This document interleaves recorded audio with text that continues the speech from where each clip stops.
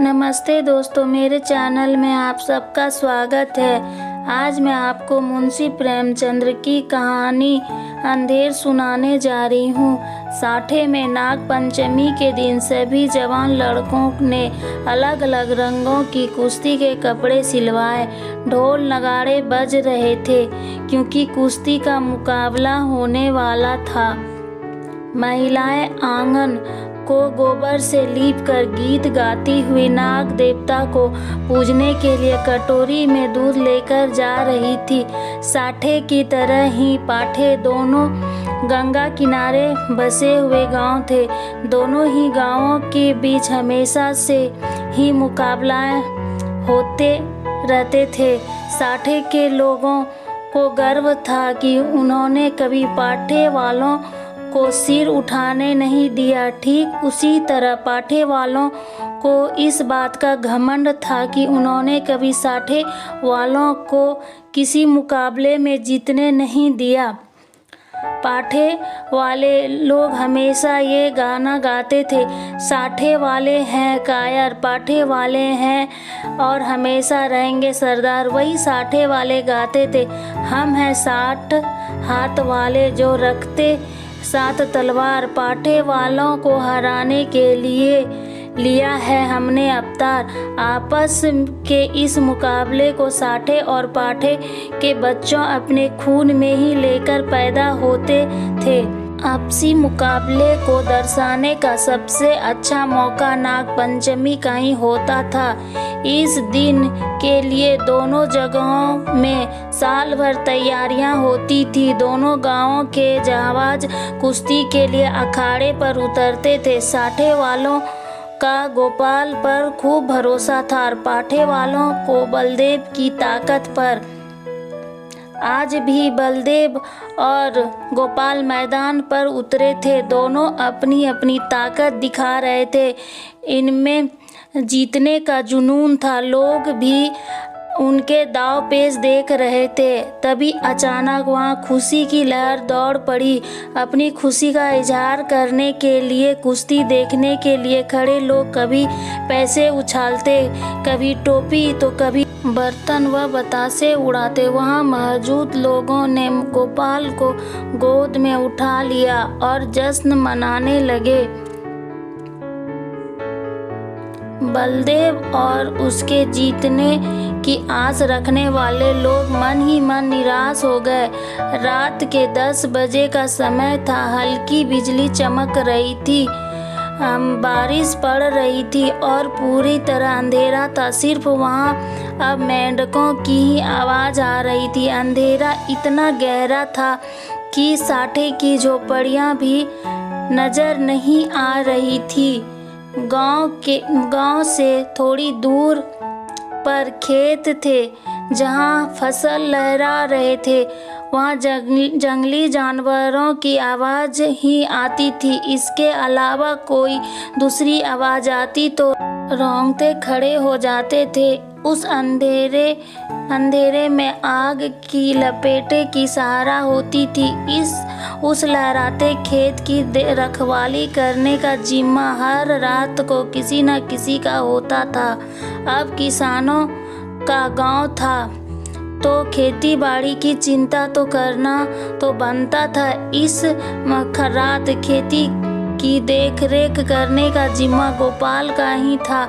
चारों तरफ काली अंधेरी रात थी। वह खेतों के आसपास ही था, लेकिन नींद बहुत तेज आ रही थी। वह किसी तरह से अपनी नींद को भगाने की कोशिश कर रहा था। इसी कोशिश में कुछ देर बाद गोपाल हल्की आवाज में गाना गा। तभी गोपाल को पाँव की आहटें सुनाई दी। कान लगाकर गोपाल इन आहटों को सुनने लगा और अब उसकी नींद भी गायब हो गई थी। लोग मन ही मन निराश हो गए। रात के 10 बजे का समय था। हल्की बिजली चमक रही थी, बारिश पड़ रही थी और पूरी तरह अंधेरा था।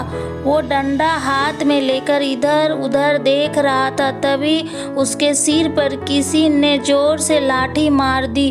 वो नीचे गिरा और रात भर वहीं बेहोश पड़ा रहा। बेहोशी की हालत में भी उस पर कई बार किए गए। उस पर वार करने वाले को लगा कि वो मर गया है, लेकिन ऐसा नहीं था।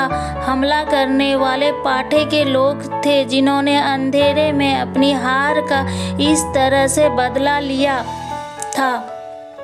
गोपाल न तो पढ़ा लिखा था और न ही तेज दिमाग वाला, बस उसका सिर 6 फुट का था और आवाज़ काफ़ी भारी। मन से ऐसा निडर कि शेर की दहाड़ से भी ना डरे। आज वो चोट खाए हुए अपने घर के बिस्तर में लेटा हुआ था।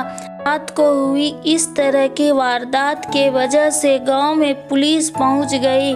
गांव में पुलिस को देखकर कुछ लोग डर गए तो कुछ रोने धोने लगे। गोपाल ने अपने साथ जो भी हुआ उसकी रिपोर्ट भी नहीं लिखाई थी। दरोगा ऐसा था कि बिना गाली के उसके मुंह से एक बात भी नहीं निकलती थी। वो मुखिया से सवाल जवाब करने लगा। मुखिया ने दरोगा से कहा, मुझे माफ़ी दे दीजिए। दरोगा ने पूछा कि अगर मुझे तो इसी तरह से तुम्हें माफ़ करना होता तो मैं यहाँ क्यों आता। मुखिया चुपचाप गोपाल की पत्नी गौरा के पास पहुंचा। उसने कहा कि यह पुलिस वाला काफ़ी बेकार है, पैसों के बिना बात ही नहीं करता। उसे 50 रुपये चाहिए। मैंने उसे बहुत मनाने की कोशिश की, लेकिन वह किसी की एक नहीं सुनता। गौरा ने मुखिया से कहा कि पैसे की क्या बात है, बस हमारे पति की जान बच गई। जान से बढ़कर और कुछ नहीं होता। आज के लिए ही तो कमाया था। गोपाल इन सभी बातों को खाट पर लेटे लेटे सुन रहा था। उसने कहा कि जब किसी ने कोई गलती ही नहीं की तो 50 रुपये क्यों दे, उसे एक पैसा भी नहीं दिया जाना चाहिए। यह बात सुनकर मुखिया का चेहरा पीला पड़ गया। वह बोले, धीरे कहो, इन बातों को अगर दरोगा ने सुन लिया तो परेशानी बढ़ जाएगी। गोपाल ने जवाब दिया, एक कौड़ी उसे नहीं दी जाएगी। देखता हूँ कि मेरी बात सुनकर कौन मुझे फांसी पर चढ़ाता है। तभी गौरा ने मजाक में कहा कि ठीक है, आपसे मैं पैसे मांगूं तो बिल्कुल भी मत देना। इतना कहने के बाद गौरा अंदर गई और एक पोटली में पैसे लेकर आई। फिर मुखिया को पैसा दे दी। यह सब देखकर गोपाल को बहुत गुस्सा आया और मुखिया पैसा लेकर तुरंत भाग गया। मुखिया पैसे लेकर बाहर आया। दरोगा भी वहीं मौजूद था। उसने गोपाल की बातें सुन ली थी। उसके मन में हो रहा था कि गोपाल पैसा दे दे। अब 50 रुपये बाहर आते आते 25 हो गए थे। मुखिया ने 25 रुपये दरोगा को दिए और चला गया। मुखिया ने गोपाल को शुक्रिया कहा। पूरे गांव वाले के सामने मुसीबत टलने का सहारा मुखिया ने अपने सिर पर लिया और उसकी प्रतिष्ठा बढ़ गई।